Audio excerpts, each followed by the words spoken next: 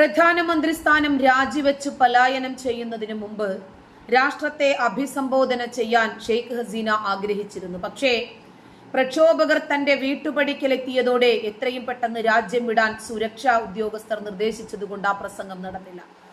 സംവരണത്തിനെതിരായ വിദ്യാർത്ഥി പ്രക്ഷോഭത്തിലാണ് ഹസീന രാജിവെക്കേണ്ടി വന്നത്. രാജ്യത്ത് US ഭരണമാറ്റത്തിന് ഗൂഢാലോചന നടത്തുകയാണെന്നും അവസരം ലഭിച്ചാൽ ഇക്കാര്യം തന്റെ പ്രസംഗത്തിൽ സൂചിപ്പിക്കുമെന്നും ഹസീന അനുയായികളോട് വെളിപ്പെടുത്തിയിരുന്നു. പ്രസംഗത്തെക്കുറിച്ചും അവർ സൂചിപ്പിക്കുകയുണ്ടായി. ഇന്ത്യയിലാണിപ്പോൾ ഹസീനയുള്ളത്.